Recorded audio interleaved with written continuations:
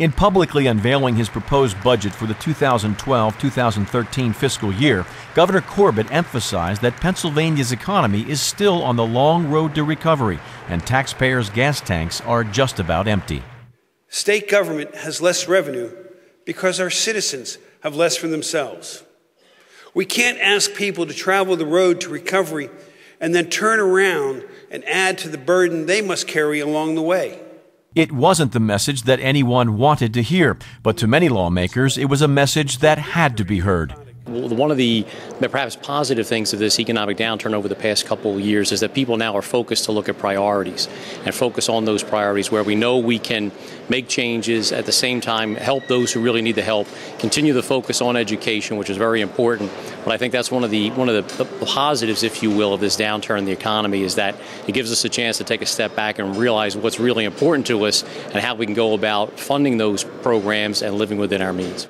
Governor Corbett proposed budget cuts across the board, including a pay freeze for all state employees, a $30 million decrease in the Department of Public Welfare, decreases ranging from 2 to 7% in several other state agencies, decreases in the Attorney General's and legislature's budgets, and, perhaps most noticeable, significant cuts to higher education, both the state system schools and the state-related schools.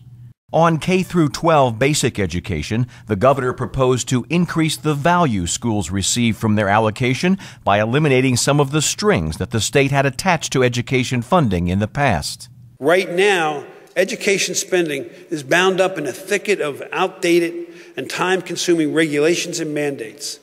The rationale here is clear. Local districts know how to spend and allocate resources better than do bureaucrats in Harrisburg. In total, the governor's budget proposal spends $27.1 billion, a spending reduction of 0.1%, or $22 million less than last year. The state budget funds hundreds of programs, so it's not surprising House Republicans differed in their views over the particular mix of cuts the governor suggested.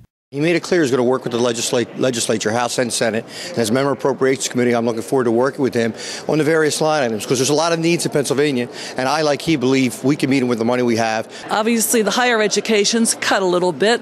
I think that's where the concern will be. But our community colleges cut just a tiny bit, about 3 or 4%. But we have to remember, this is just the beginning. We're just heard what he had to say today, so now it's our job as legislators to improve the budget and come out with something that's going to make everyone happy and that we can work with. But nearly all agreed that the best choice for long-term economic growth was to hold the line on spending rather than raise taxes. I think the governor and I are in complete accord. We would rather our Pennsylvanians be taxed less and have more opportunity. I truly believe that'll create jobs, which is the catalyst for everything else. The governor's budget address was the start of a process that won't end until lawmakers go through a line-by-line review of the proposal, seek further information through extensive budget hearings, and make the changes they believe are necessary. House Majority Leader Representative Mike Turzai says they will be thorough, but they'll finish their work on time.